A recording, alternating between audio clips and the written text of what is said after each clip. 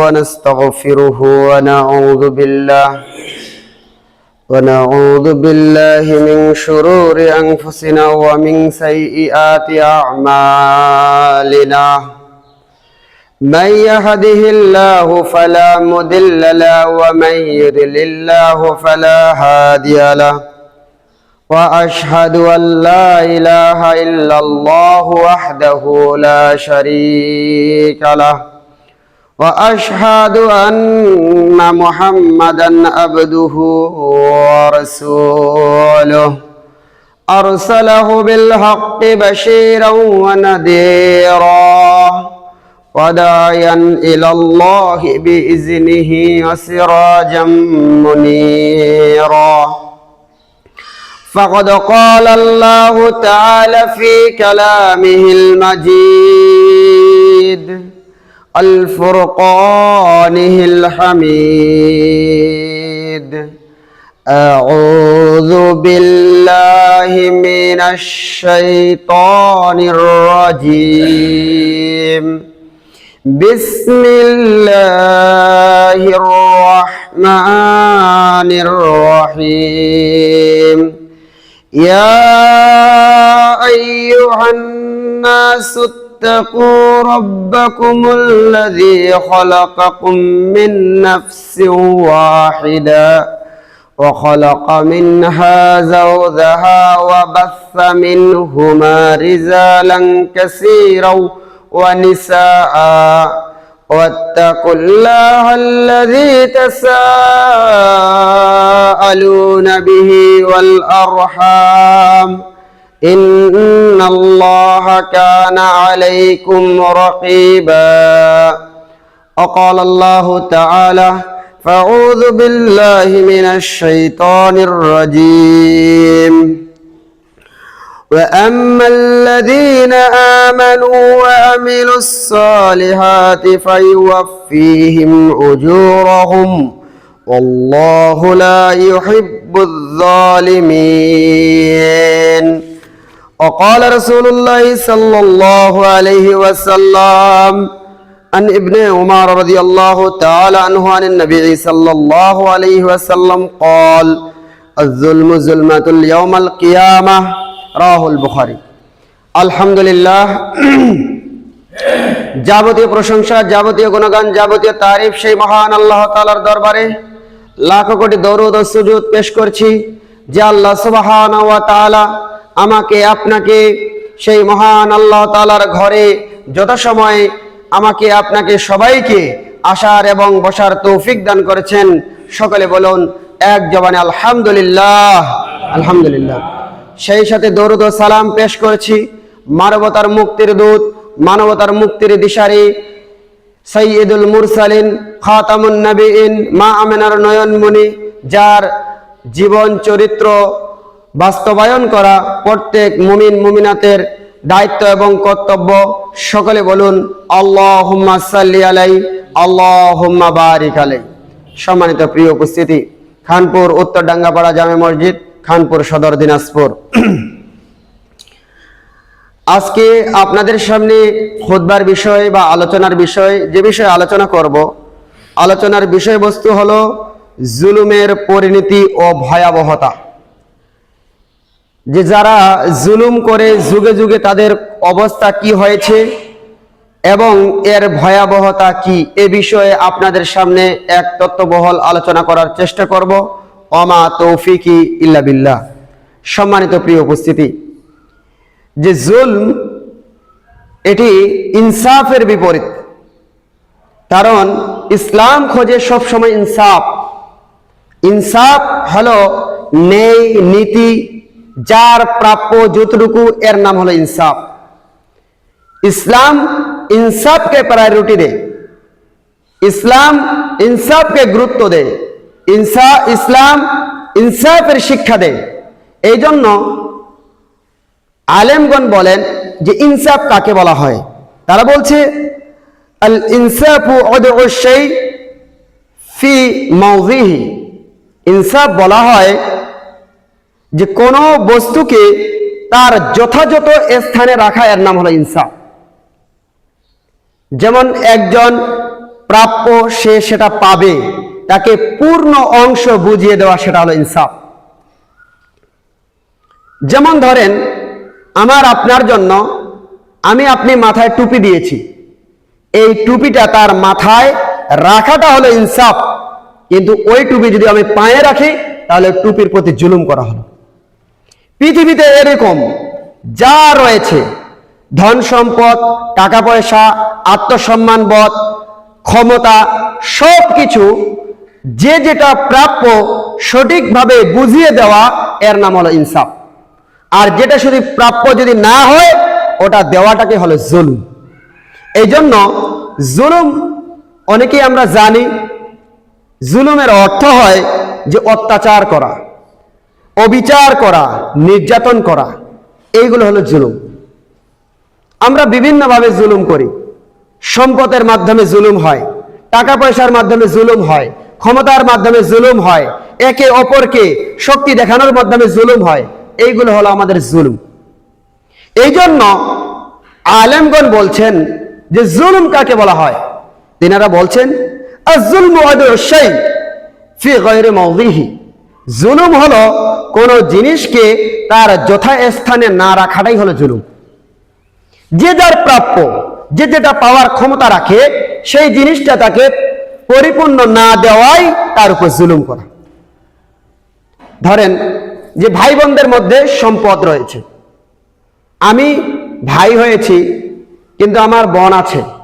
ইসলাম বলছে লিয-যাকারি মিসলু হাযযিল উনসাইন, যে একজন ভাই দুইজন বোনের সমান, কিন্তু আমি তাকে সেখান থেকে কম করে দিলাম, এটা তার উপর জুলুম করা হলো।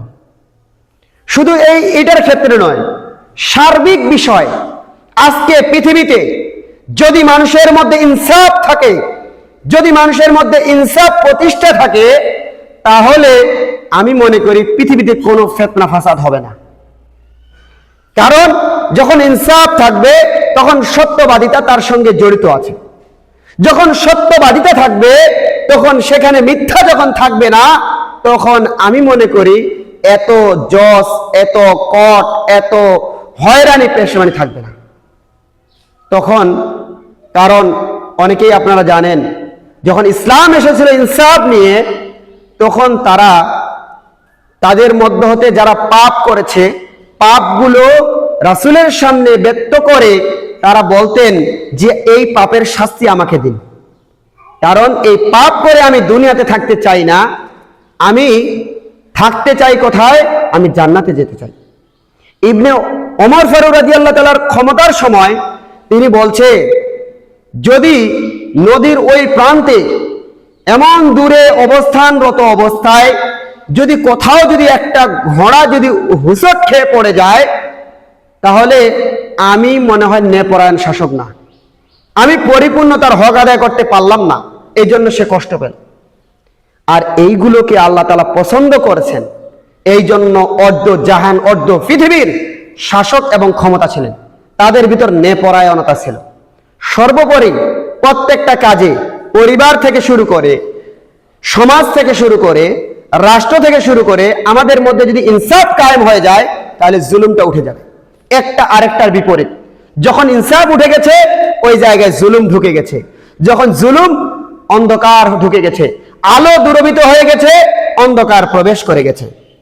তাই আসুন, আল্লাহ রাসূল সাল্লাল্লাহু আলাইহি ওয়াসাল্লাম বলছেন, আল্লাহ রাসূল সাল্লাল্লাহু আলাইহি ওয়াসাল্লাম বলছেন, 3 শ্রেণীর দোয়া আল্লাহ তাআলার কাছে ফেরত দেওয়া হয় না।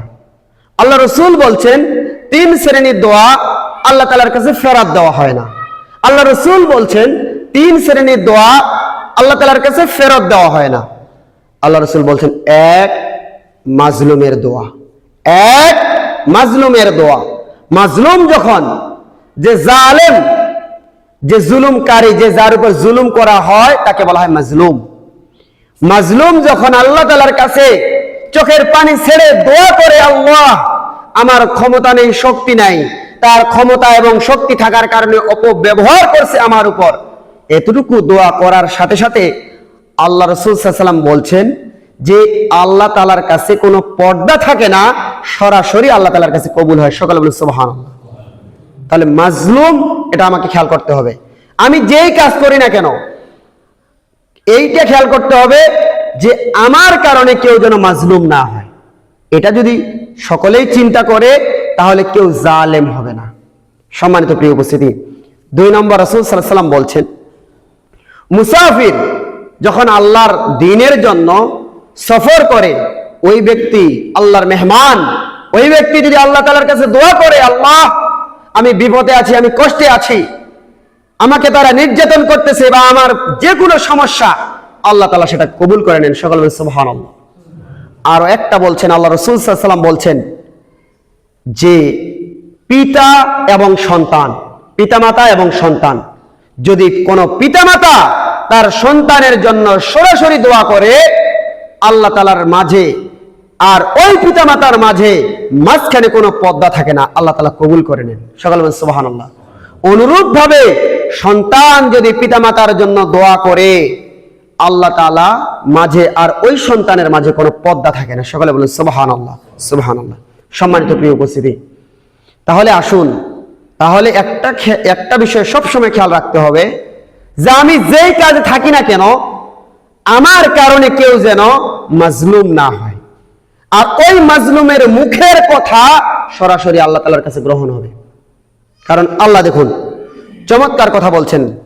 আল্লাহ বলছেন, ওয়া আম্মাল্লাযীনা আমানু ওয়া আমিলুস সালিহাতি ফায়ুযিবুহুম আজরুহুম আল্লাহু লা ইউহিব্বুয যালিমিন। আল্লাহ তাআলা বলছেন, দেখুন, যারা ঈমান এনেছে এবং সৎ আমল করে, তাদেরকে আল্লাহ সুবহানাহু ওয়া তাআলা কিয়ামতের দিনে পূর্ণ প্রতিদান আল্লাহ সুবহানাহু ওয়া তাআলা দিয়ে দিবেন। তারপরে আল্লাহ সুবহানাহু ওয়া তাআলা বলছেন, আল্লাহ তাআলা জালেম নন, আল্লাহ তাআলা জুলুম করবেন না। দেওয়ার ক্ষেত্রে দুনিয়াতে হয়তোবা আপনি অনেক পরিশ্রম করেন, আপনাকে মজুরি কম দেওয়া হয়, আপনার প্রতি জুলুম করা হয়। হয়তোবা আপনি টাকার কারণে শাস্তি থেকে বেঁচে যেতে পারেন, এটা হলো জুলুম। এই জুলুমের মধ্যে আপনি থাকবেন না, কারণ আল্লাহ তাআলা জুলুমকে পছন্দ করেন না। আল্লাহ বলছেন যে ওয়ামান ইয়ামাল মিসকালা যাররাতিন খায়রান ইয়ারা ওয়ামান ইয়ামাল মিসকালা যাররাতিন শাররান ইয়ারা। কিয়ামতের দিনে কেউ যদি জাররা পরিমাণ যদি আমল করে, এই জাররার ব্যাখ্যা অনেক রয়েছে, একবারে কোণার থেকে কোণা। এই জন্য বর্তমান যুগের আলেমরা বলেন যে যদি সূর্যের কিরণ যখন কোনো অন্ধকারে বা শীতের সময় দেখবেন বেশিরভাগ দেখা যায়, সূর্যের কিরণ যখন চিকন জায়গা দিয়ে প্রবেশ করে, কিছু কিছু ধুলাবালি উড়ানো দেখা যায়। এইরকম ছোট পরিমাণও যদি আমি এবং আপনি যদি আমল করি, এর প্রতিদান আল্লাহ সুবহানাহু ওয়া তাআলা দিবেন। সকলে বলেন সুবহানাল্লাহ, সুবহানাল্লাহ। এবং কি আল্লাহ রাসূল সাল্লাল্লাহু আলাইহি ওয়াসাল্লাম আল্লাহ তাআলা আরো দিবেন, যদি কোনো মানুষ ওই রকম পরিমাণ পাপ করে, ওই পাপের শাস্তি বান্দা পাবে। নাউযুবিল্লাহ, আল্লাহ রক্ষা করুক আমাদেরকে, আল্লাহ তাআলা দিয়ে দিবেন। তাহলে দেখুন যে আল্লাহ তাআলা তিনি জালেম নন, আল্লাহ তাআলা জুলুম পছন্দ করেন না। যেটা আল্লাহ পছন্দ করেন না সেটা বান্দার জন্য আল্লাহ সুবহানাহু ওয়া তাআলা নিষেধ করে দিয়েছেন। শুধু তাই নয়, মানুষ জিন জাতি বাদ দিয়ে যদি কোনো পশু প্রাণী পৃথিবীতে, আল্লাহ তাআলা ওমা খলাকতুল জিন্না ওয়াল ইনসা ইল্লা লিয়াবুদুন, আল্লাহ বলছেন আমি মানুষ এবং জিনকে সৃষ্টি করেছি আমার ইবাদত করার জন্য। আর পৃথিবীতে যত প্রাণী রয়েছে প্রত্যেকটা বস্তু মানুষের উপকারের জন্য সৃষ্টি করেছেন। তারপরও দেখুন আল্লাহ তাআলা কি করতেছেন, দেখুন আল্লাহ রাসূল সাল্লাল্লাহু আলাইহি ওয়াসাল্লাম, বুখারীর বর্ণনা, আল্লাহ রাসূল সাল্লাল্লাহু আলাইহি ওয়াসাল্লাম বলছেন যে দুনিয়াতে কোনো প্রাণী যদি শিংবিহীন গরু, যদি শিংওয়ালা গরু শিংবিহীন গরুকে যদি গুতা দেয়, আল্লাহ সুবহানাহু ওয়া তাআলা কাল কিয়ামতের দিনে তাদের হিসাব নিকাশ হবে না। কিন্তু এই যে জুলুম করেছে, তার শিং ছিল, এই জন্য শিংবিহীন গরুর উপরে সে গুতা দিয়েছে, কিয়ামতের দিনে ওই দুইটা প্রাণীকে জাগানো হবে। হওয়ার পরে যে শিংওয়ালা প্রাণী শিংবিহীন গরুকে গুতা দিয়েছে, কিয়ামতের দিনে শিংবিহীন গরুকে শিং দিয়ে ওই ব্যক্তিকে গুতা দেওয়া হবে। এটাই হলো আদল, এটাই হলো ইনসাফ, এটাই হলো জুলুমের বিপরীত। প্রাণী পর্যন্ত আল্লাহ সুবহানাহু ওয়া তাআলা জুলুমকে আল্লাহ তাআলা ভালোবাসেন না।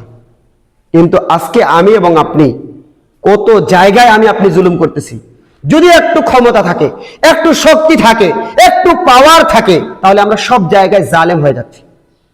ওয়াত্তাকুল্লাহ, আমার আপনার আল্লাহর বিশ্বাস নেই, আমার আপনার আল্লাহর ভয় নেই।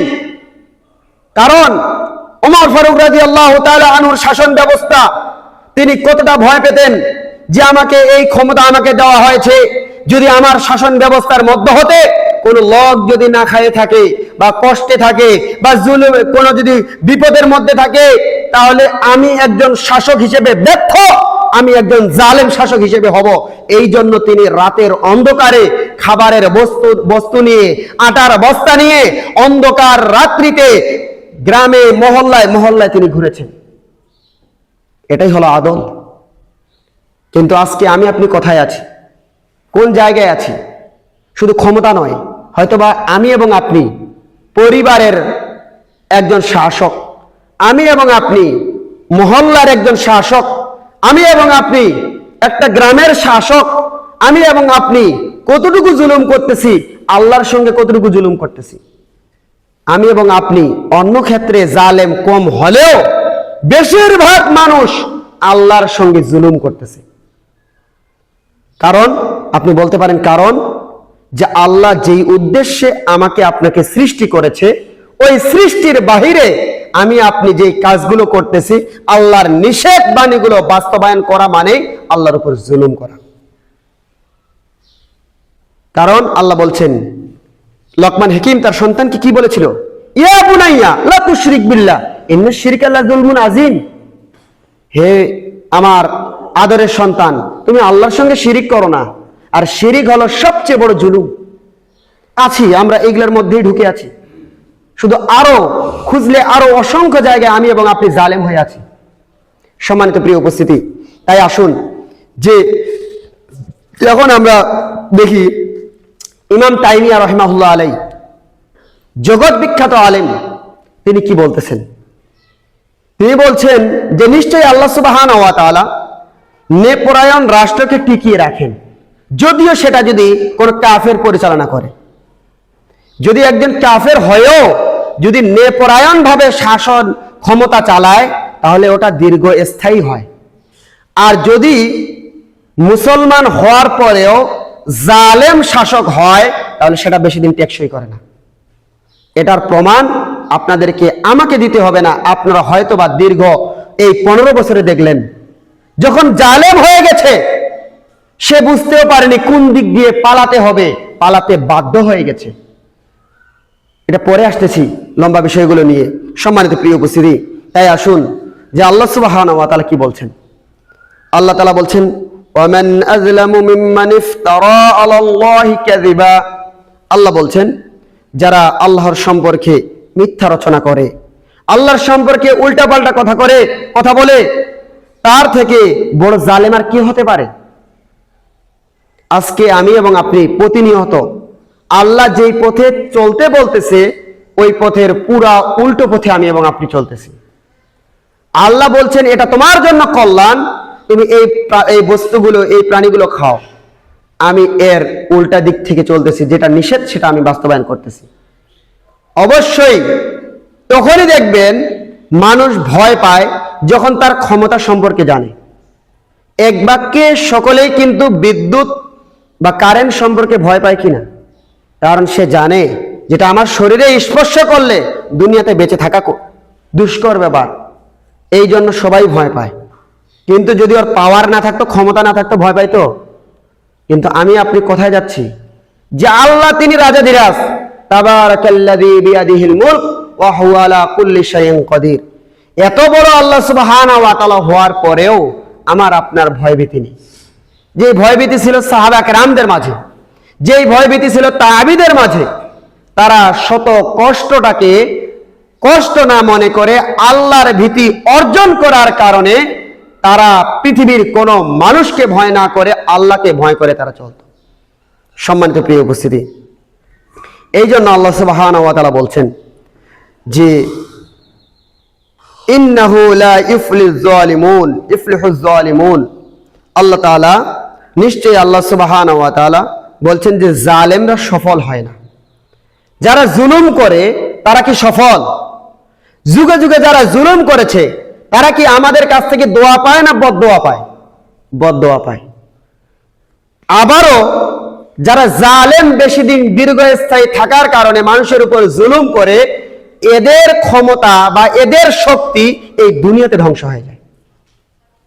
এটা আবার চোখের সামনে ধ্বংস হয়ে যায়। ইতিহাস সাক্ষ্য। কোরআনকে নিয়ে যদি আমরা একটু চিন্তা ভাবনা করি, কোরআনকে নিয়ে গবেষণা করি, আল্লাহ কেন পূর্বের ঘটনাগুলো তুলে ধরলেন? আল্লাহ কেন অতীতের কত হাজার হাজার বছরের পূর্বের কাহিনীগুলো কেন আল্লাহ তুলে ধরলেন? কেন কোরআনে আল্লাহ কেন দিলেন? আল্লাহ এই কারণে দিয়েছেন যাতে করে আমার বান্দারা সেখান থেকে জ্ঞান লাভ করতে পারে। ইতিহাসের জ্ঞান যদি আপনার থাকে তাহলে আপনার মধ্যে ভুল কম হবে। আপনার যদি অতীতের জ্ঞান, আমরা কি করি, যারা অভিজ্ঞ সব জায়গায় তাদেরকে প্রাধান্য দেওয়া হয় কিনা? চাকরি থেকে, কর্ম থেকে সব জায়গায় অভিজ্ঞতাকে আমরা একটা মূল্যায়ন করি। কেন করি? কারণ সে অভিজ্ঞতা অর্জন করার কারণে সে বুঝতে পারে কোন জিনিসটা কোনটা ঘটতে পারে, তার একটা ধারণা হয়ে যায় বা একটা পরিবেশ বুঝতে পারে। আল্লাহ তাআলা আমাকে আপনাকে বিধর্মীদের মতো অল্প জ্ঞানী বা স্বাভাবিক দুনিয়া নিয়ে শুধু জ্ঞান রাখবে এমনটা নয়। আল্লাহ হাজার হাজার বছর পূর্বে কি হয়েছে, হতে পারে কি, তাদের অবস্থান কোথায়, এই ছিল, এইগুলো আমাকে আপনাকে জানিয়ে দিয়েছেন যাতে করে ওই ইতিহাসের জ্ঞান রেখে আমি এবং আপনি সামনে চলতে পারি। সম্মানিত প্রিয় উপস্থিতি, শুধু তাই নয়, আমি আপনাদের সামনে যে ইতিহাসটা একটু তুলে ধরব, যে যুগে যুগে যারা এসেছিল, নবী এবং রাসূলরা এসেছিল, জালেমরা যখন জুলুম করেছে তারা এই দুনিয়াতে তারা ধ্বংস হয়ে গেছে। পরকালের আযাব তো রয়েছে, দুনিয়াতেই তারা ধ্বংস হয়ে গেছে। আল্লাহ সুবহানাহু ওয়া তাআলা বলেন, দেখুন, ফাকাযযাবুহু ফাআনজাইনাহু ওয়াল্লাযীনা মাআহু ফিল ফুলক ওয়া আগরাকনাল্লাযীনা কাযযাবু বিআয়াতিনা ইন্নাহুম কানু কওমান আমিন। আল্লাহ তাআলা বলছেন, দেখুন, যারা নূহ আলাইহিস সালাতু ওয়াস সালামের উপরে মিথ্যা প্রতিপন্ন করেছিল এবং তারা কি করেছিল, যে অস্বীকার করেছিল। নূহ আলাইহিস সালাতু ওয়াস সালাম আল্লাহর দাওয়াত দিতেন, আল্লাহর দ্বীনের পথে আসার কথা বলতেন। তারা কি করতেন, তার প্রতি জুলুম করা শুরু করলো। যেই লোকেরা ইসলামের দিকে আসলো তাদেরকে তারা কষ্ট দেওয়া শুরু করলো, এমন একটা পরিস্থিতি করলো। আল্লাহ সুবহানাহু ওয়া তাআলা নূহ আলাইহিস সালাতু ওয়াস সালামকে বললেন যে তুমি একটা নৌকা তৈরি করো, আর ওই সমস্ত ব্যক্তিদেরকে যারা আল্লাহর ভীতি অর্জন রয়েছে তাদেরকে, তোমার যারা অনুসারী, তুমি সেই নৌকাকে তাকে তুলে নাও। তাদেরকে যখন তিনি তুলে নিলেন, আর আল্লাহ তাআলা ওই সমস্ত জালেমদেরকে, যারা ক্ষমতা দেখেছিল, যাদের শক্তি দেখেছিল, সমস্ত কিছু যারা প্রয়োগ করেছিল এই মুমিনদের উপরে, আল্লাহর উপরে, রাসূলের উপরে ক্ষমতা দেখার পরে আল্লাহ সুবহানাহু ওয়া তাআলা তাদেরকে ডুবিয়ে মারলেন। সকলে বলুন সুবহানাল্লাহ, সুবহানাল্লাহ। জালেম টিকতে পেরেছে? টিকতে পারেনি। জালেম যারা জুলুম করেছে তারা কি টিকতে পেরেছে? তারা সমূলে আল্লাহ সুবহানাহু ওয়া তাআলা সেই জমিনে ডুবিয়ে পৃথিবী থেকে বিদায় করে দিয়েছে। এই জন্য আল্লাহ সুবহানাহু ওয়া তাআলা তারপরের অংশে আল্লাহ সুবহানাহু ওয়া তাআলা বলছেন যে নিশ্চয়ই এই কওমটা ছিল অন্ধ। অন্ধ বলতে এই কওমটা তারা হক এবং বাতিলটা চিনতে পারেনি। এই জন্য জালেম হওয়ার কারণে আল্লাহ তাআলা দুনিয়াতে ধ্বংস করে দিয়েছে। যদি তারা জালেম না হতো, ইসলাম গ্রহণ না করত, তাহলে পাপের ভিতরে তারা কিন্তু গজবের ভিতরে শিকার হতো না। কিন্তু এক, তারা কি করেছে, জালেম, এক আল্লাহ তাআলাকে, আল্লাহ রাসূলকে অস্বীকার করেছে, দুই নাম্বার তারা জালেম, জুলুম করেছে। তাহলে জুলুমের দীর্ঘস্থায়ী নয়, জুলুমের ধ্বংস দুনিয়াতে। কারণ আল্লাহ সুবহানাহু ওয়া তাআলা তার দোয়া তো ফেরত দেন না। সম্মানিত প্রিয় উপস্থিতি, শুধু তাই নয়, আল্লাহ সুবহানাহু ওয়া তাআলা বলছেন, দেখুন, আল্লাহ তাআলা বলছেন, ফাআম্মাল্লাযীনা কাফারু ফাউযিবহুম আযাবান শাদীদান ফিদ দুনিয়া ওয়াল আখির ওয়া মা লাহুম মিনান নাসিরিন। আল্লাহ তাআলা বলছেন, যারা কুফরি করে, যারা কুফরি করে আল্লাহ সুবহানাহু ওয়া তাআলা তাদেরকে দুনিয়া এবং আখিরাতে উভয়ের মধ্যে কঠিন শাস্তি দেন যারা কুফরি করবে। তাহলে দেখুন, যুগে যুগে যারাই জালেম এসেছে তারাই কিন্তু দুনিয়াতেও ধ্বংস হয়েছে, পরকালেও ধ্বংস। তাহলে একটা বিষয় আমাদেরকে সব সময় খেয়াল রাখতে হবে যে আমাদের কাছ থেকে যেন আমরা যেন জালেম না হই, আমরা যেন আদেল হই। আদেলের কি? আল্লাহ রাসূল সাল্লাল্লাহু আলাইহি ওয়াসাল্লাম বলছেন 7 শ্রেণী, যেই দিন কিয়ামতের মাঠে কোনো ছায়া থাকবে না, তবে একটা ছায়া থাকবে, যে ছায়ার নিচে 7 শ্রেণী অবস্থান করবে। তার ভিতরে একজন হলো আদেল নেপরায়ণ ব্যক্তি। তাহলে দেখা যাচ্ছে যেই দিন কোনো ছায়া কোনো কিছু থাকবে না, সেই দিন আদেল ব্যক্তির জন্য আল্লাহ তাআলা একটা জায়গা ব্যবস্থা করেছেন। সকলে বলেন সুবহানাল্লাহ। আল্লাহ তাআলা সবাইকে সেই জায়গার মধ্যে ব্যবস্থা করে দিক। সকলে বলেন আল্লাহুম্মা আমিন, আল্লাহুম্মা আমিন। সম্মানিত প্রিয় উপস্থিতি, তাহলে দুনিয়া জালেমদের শাস্তি দুনিয়ার মধ্যেই হয়ে যাবে। সম্মানিত প্রিয় উপস্থিতি, আপনারা আরো কোরআনকে নিয়ে গবেষণা করলে পাবেন, আদ জাতি এসেছিল, সামুদ জাতি এসেছিল, তাদের শক্তিটা এত বেশি ছিল, তাদের কর্মক্ষেত্রে কাজ এত বেশি ছিল, তারা জুলুম করা শুরু করেছে। আদ জাতির সময় হুদ আলাইহিস সালাতু ওয়াস সালামকে আল্লাহ তাআলা প্রেরণ করেছিলেন এবং আল্লাহ সুবহানাহু ওয়া তাআলা তাকে দ্বীনের দাওয়াত দেওয়ার জন্য পাঠিয়েছিলেন। যখন তিনি দ্বীনের দাওয়াত দেওয়া শুরু করলেন, তখন সে সময়ের লোকেরা তার উপর জুলুম করা শুরু করলো, নবীর উপরে জুলুম করা শুরু করলো।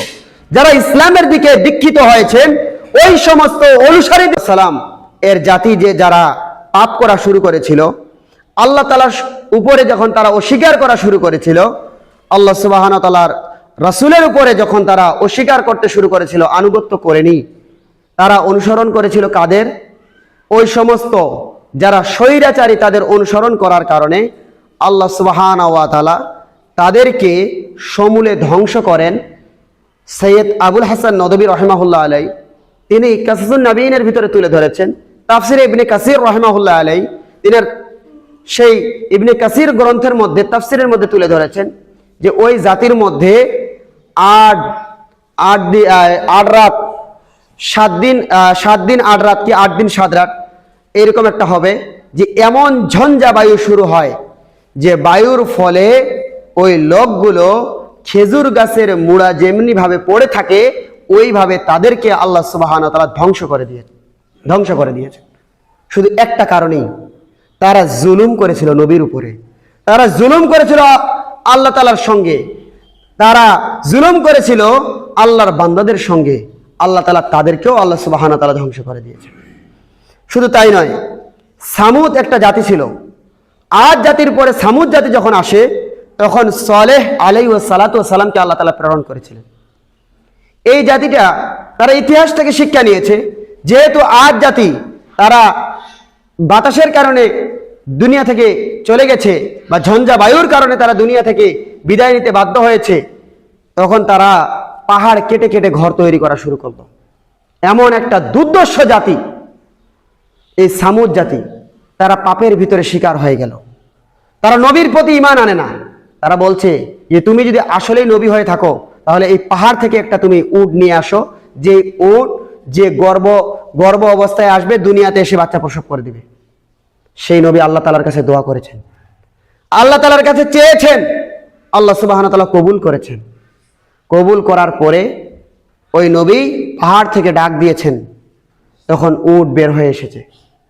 বের হওয়ার সাথে সাথে দুনিয়াতে এসে সাথে সাথে বাচ্চা প্রসব করে দিয়েছে। তখন তাদেরকে বলছে, তোমরা যে প্রমাণ চাইছো, আল্লাহ তাআলা তার প্রমাণ দিয়েছেন, তোমরা ইসলাম গ্রহণ করো। তখন তারপরও তারা ইসলাম গ্রহণ করেনি।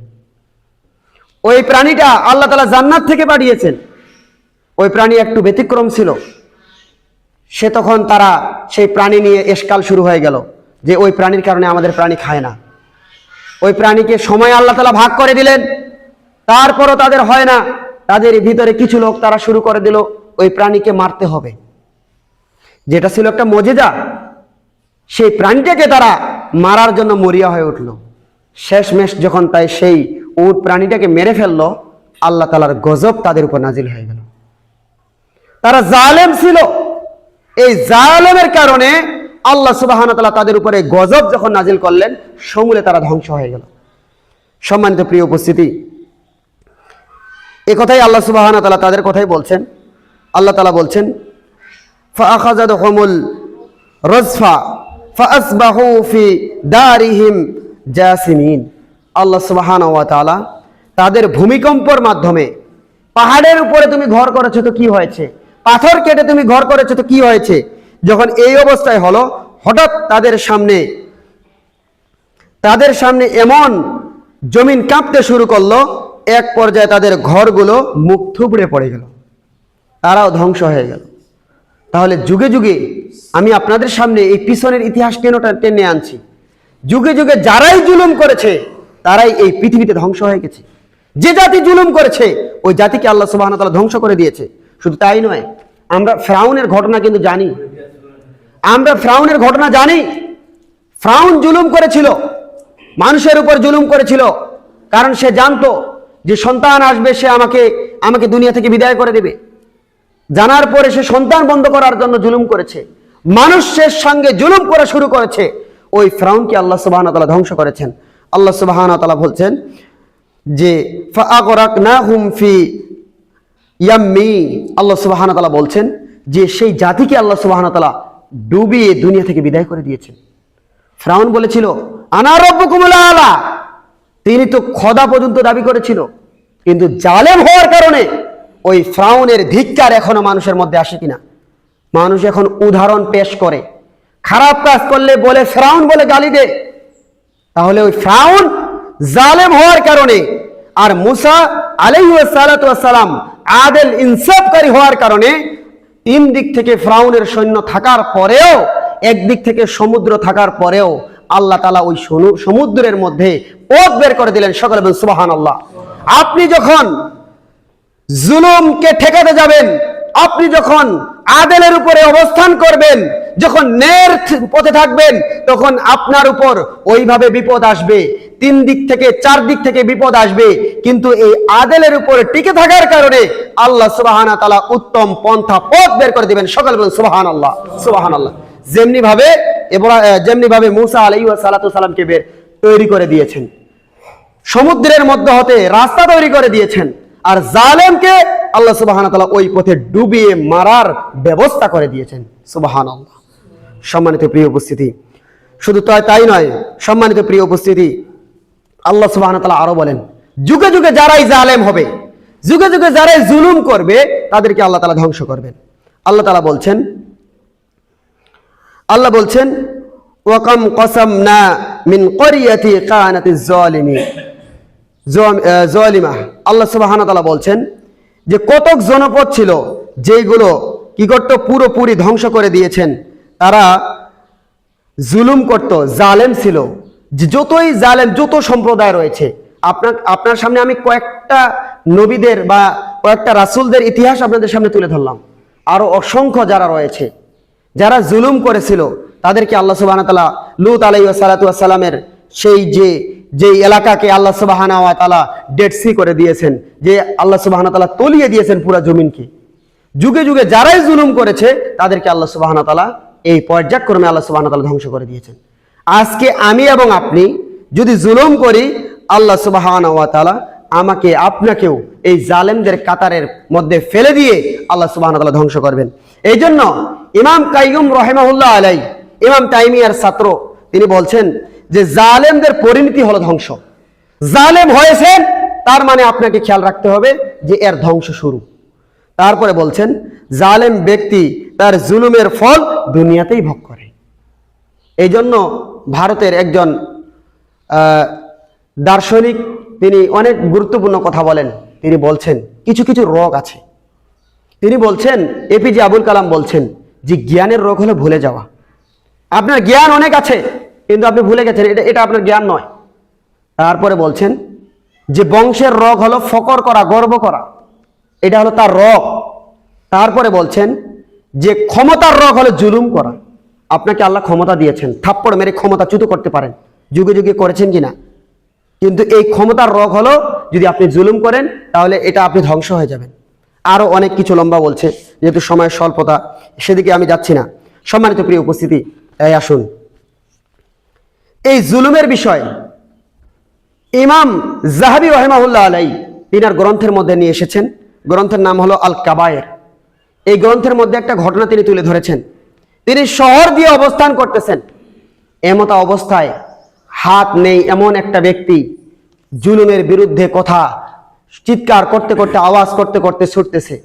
তখন তিনি তার কাছে গেলেন, গিয়ে বলতেছেন যে আপনার কি সমস্যা, কেন আপনি বলতেছেন ভাই আমরা জুলুম থেকে বাঁচি, ভাই আমি জুলুমের জন্য আমি দৃষ্টান্ত, এভাবে তিনি কথা বলতেছেন। তখন বলতেছেন যে আপনি কথা বলতেছেন কেন? তখন তিনি বলছেন যে আমি জুলুম করার কারণে আমি শাস্তি দুনিয়াতে পেয়েছি। তখন তিনার ঘটনাটা তিনি তুলে ধরেন যে আমি এই এলাকার মধ্যে সবচেয়ে বড় মাফিয়া ছিলাম, আমি এই এলাকার মধ্যে ক্ষমতাধর ছিলাম। একদিন আমি আমার দলবল নিয়ে আসতেছি, এমত অবস্থায় এক জেলে সে মাছ ধরেছে, মাছ ধরে নিয়ে যাচ্ছে, আমি তার কাছে জোরপূর্বক কেড়ে নিয়েছি। তখন ওই জেলে বলতেছে ভাই এটা আমার রুজির ব্যবস্থা, আপনি কেন কেড়ে নিচ্ছেন? তারপরও আমি তার কথা না শুনে আমি ওই মাছটাকে নিয়ে আসলাম। পরে দেখি মাছের মুখ খুলে আছে, এমত অবস্থায় এই মাছ আমার হাতে কামড় দিয়ে দেয়। যখন মাছ কামড় দিয়ে দেয় তখন আমি ডাক্তারের শরণাপন্ন হই, এত ব্যথা যাচ্ছে না। ডাক্তার তখন বলে যে আপনার পুরা আঙ্গুল বিষাক্ত হয়ে গেছে, আপনার আঙ্গুলটা কেটে ফেলতে হবে, নয়তো পুরা শরীরের মধ্যে আপনার এই বিষ প্রবেশ করে যাবে। আমি সাথে সাথে সেই আঙ্গুলটাকে কেটে দিলাম। তার কিছুদিন পরে আবারও ব্যথা শুরু হয়ে গেল, কবজি পর্যন্ত ব্যথা শুরু হয়ে গেল। তারপরে যখন তিনি আবারও ডাক্তার শরণাপন্ন হলেন, তখন বলছে যে আপনি কবজি পর্যন্ত না কাটলে পুরো হাত আপনার ধ্বংস হয়ে যাবে। তখন আমি কবজি পর্যন্ত হাত কেটে নিয়ে আসলাম। তারপরে আরো কিছুদিন পরে যখন যেতে শুরু করলো, কোনই পর্যন্ত যখন তার হাত ব্যথা শুরু করলো, আবারও ডাক্তারের কাছে শরণাপন্ন হলেন। ডাক্তার তখন বলছেন যে আপনার কোনই পর্যন্ত এই বিষ চলে গেছে, আপনার কোনই পর্যন্ত কাটতে হবে। তখন হাত যখন কাটলেন, কাটার পরে আবারও ব্যথা শুরু হয়ে গেছে, তার ব্যথা এবার বাহু পর্যন্ত চলে গেছে। তখন ডাক্তার তার বাহু পর্যন্ত কেটে দিয়েছেন। তারপরে বলছেন বলেন দেখি যে আপনার কোনো এই যে আপনার ব্যথা হওয়ার শুরুর কারণটা একটু বলেন, কি কারণে আপনার এই হাত ব্যথা হলো, কি কারণে এই সমস্যা হলো, এই সমস্যাটা একটু আপনি তুলে ধরেন। ইমাম যাহাবী রাহিমাহুল্লাহকে তিনি বলছেন যে তখন এই ঘটনা তুলে ধরলেন যে ওই ব্যক্তি মাছ নিয়ে যাচ্ছিল, আমি জোরপূর্বক ক্ষমতা দেখিয়ে তার কাছে কেড়ে নিয়েছি। তিনি বারবার বলছিল যে আমার পরিবারের জন্য এটা হালাল রিজিক, আপনি আমাকে দেন। আমি তার কথা না শুনে আমি তার কাছে ক্ষমতা দেখিয়ে জুলুম করে তার কাছে আমি কেড়ে নিয়েছিলাম। তখন ডাক্তার বলছে যে আপনার হাত নয় পুরো শরীর কাটলেও আপনি বাঁচতে পারবেন না, কারণ ওই ব্যক্তির কাছে আপনি জুলুম করেছেন। আপনি যখন এক অংশ কাটার পরে যদি আপনি ওই ব্যক্তির কাছে যেতেন, তাহলে যদি সে মাফ করে দিতে পারে তাহলে আপনার রোগ নিরামূল হয়ে যাবে, কারণ নির্মূল হয়ে যাবে। আপনার যখন আমি আঙ্গুল কেটে দেই তখন বিষ ওই পর্যন্ত ছিল, কিন্তু যখন আপনার এই ঘা শুকিয়ে যাচ্ছে আপনার কবজি পর্যন্ত আপনার আবার বিষ আসতেছে। তার মানে এটা সাধারণ বিষ নয়, ওই মাছের বিষ নয়, এটা হলো জালেমের বিষ। এই জালেমের বিষকে দুর্বৃত্ত করার জন্য আপনি যার উপর জুলুম করেছেন তার কাছে আপনি শরণাপন্ন হন। তারপরে ওই ব্যক্তি বলছে আমি গিয়ে তার পায়ের কাছে লুটিয়ে পড়লাম, আমি তার কাছে সাহায্য চাইলাম যে ভাই আমি আপনার উপর জুলুম করেছি, আপনি যদি আমাকে ক্ষমা না করেন তাহলে আমি পৃথিবীতে বেঁচে থাকতে পারবো না। ওই ব্যক্তি আমাকে ক্ষমা করে দিলেন। তারপরে ওই পর্যন্তই আমার বিষ থেকে গেল, আমার ওই পর্যন্ত হাত ভেঙে ভালো হয়ে গেল। সকলে বলুন সুবহানাল্লাহ, সুবহানাল্লাহ। যখন হাত ভালো হয়ে গেল তখন থেকে আমি সারা শহরের মধ্যে ঘুরে ঘুরে বলি যে তোমরা জুলুম করো না, তোমরা জুলুম করো না, জুলুম করলে এই আমার মতো পরিস্থিতি হবে, যার উত্তম নমুনা আমি। যে কথা তিনি বলছিলেন। আর ওই ব্যক্তি যখন বিপদে পড়েছিলেন, ওই যে যার মাছ কেড়ে নিয়েছিল সেই কথাটা তিনি তুলে ধরেছেন। তিনি বলছিলেন যে আল্লাহুম্মা মান আরানি কুওয়াতাহু ফি দুআফি ফাআরানি কুওয়াতাকা আলাইকা। তখন ওই ব্যক্তির যখন মাছ কেড়ে নিয়েছিল তখন ওই ব্যক্তি এই বদদোয়াটা করেছিল। তখন তিনি বলছিল হে আল্লাহ, আমাকে দুর্বল পেয়ে শক্তিধররা আমার কাছে থেকে যে কেড়ে নিয়েছে বা শক্তি দেখিয়েছে, এর থেকেও শক্তিশালী তুমি একে শক্তি দেখিয়ে দাও বা ক্ষমতা দেখিয়ে দাও। যখন এ কথা বদদোয়া করেছিলেন তার বিপরীতে তার এই অবস্থা হয়েছে। তাহলে বুঝতে পেরেছেন সম্মানিত প্রিয় উপস্থিতি। শুধু তাই নয়, এই বাংলাদেশেও যুগে যুগে যারাই জুলুম করেছে, এই বাংলাদেশেও যারা মানুষকে অত্যাচার করেছে, যারা নির্যাতন করছে তারা এখন এই জায়গায় আর অবস্থান করতে পারে না। শুধু এখনকার কথা নয়, আপনি আগের ইতিহাস সহ আপনি খুলে দেখুন। আপনি ভারতবর্ষে যারা মুসলমানদের উপর নির্যাতন করতেছে তারা যেন এতটুকু জেনে রাখে যে মুসলমানের উপরে হোক আর কাফের হোক আর বেঈমানের উপর হোক, কোন মানুষ যদি কারো মানুষের উপর জুলুম করে, সেটা ধর্মীয় ভিন্নতাও হতে পারে, কিন্তু মানুষ জালেম হতে পারে না। যদি জুলুম করে তাহলে ধ্বংস হতে হবে। আজকে ভারত যেভাবে মুসলমানদের উপরে জুলুম করতেছে, যেভাবে মুসলমানদের উপর নির্যাতন করতেছে, তাদেরকেও এই জুলুমের নির্যাতনের তাদের মাসুল তাদেরকেও দিতে হবে। কারণ যুগে যুগে তাই দিয়ে এসেছে, যুগে যুগে তাই দিয়ে এসেছে। আমরা ইতিহাস ভুলে যাই নাই। 1757 সালে যখন পলাশির যুদ্ধে যখন ইংরেজ ঢুকেছিল এই ভারতবর্ষে, তখন তারা যখন এক পর্যায়ে জালেম হয়েছে, তারপরে এই দেশ থেকে পালাতে বাধ্য হয়ে গেছে। তারপরে যখন পূর্ব পাকিস্তান পশ্চিম পাকিস্তান ভাগ হয়েছে, তাদের ভিতর যখন জালেমের বিচরণ করেছে, 71 সালে এই দেশ বিভাগ হয়ে গেছে, বিভক্ত হয়ে গেছে, কেউ জালেমের পরাধীনে থাকতে পারেনি। শুধু তাই নয়, এই 24-এও যখন জালেম একটার পর একটা জুলুম করা শুরু করেছে, যখন মানুষের উপর জুলুম করা শুরু করেছে, এই মানুষের চোখের পানিতে আল্লাহ সুবহানাহু ওয়া তাআলা তাকেও জালেমকেও দুর্বৃত্ত করে দিয়েছে। এটা ইতিহাস সাক্ষ্য, কোরআন থেকে সাক্ষী প্রমাণ এবং ইতিহাস থেকে পাচ্ছি। যারাই জুলুম করবে কেউ এই পৃথিবীতে টিকতে পারবে না। সম্মানিত প্রিয় উপস্থিতি, তাই আসুন আল্লাহ রাসূল সাল্লাল্লাহু আলাইহি সাল্লাম এর শাস্তিটা কি বলতেছেন। আল্লাহ রাসূল সাল্লাল্লাহু আলাইহি সাল্লাম বলছেন, আন ইবনে উমর রাদিয়াল্লাহু তাআলা কল আনি নবী সাল্লাল্লাহু আলাইহি ওয়াসাল্লাম আয-যুলমু যুলমাতুন ইয়াউমাল কিয়ামা।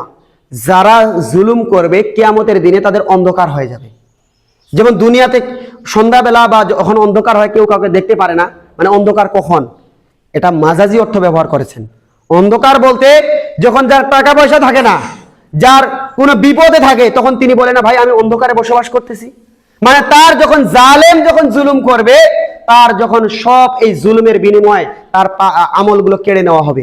বুখারীতে একটা লম্বা হাদিস এসেছে যে মানুষ এমন হবে হিসাব নেওয়ার পরে, হিসাব নিকাশ হওয়ার পরে জান্নাত হয়ে যাবে, তখন এই জুলুম যে করেছে ওই ব্যক্তি গিয়ে বলবে যে আমাকে ফেরত দাও।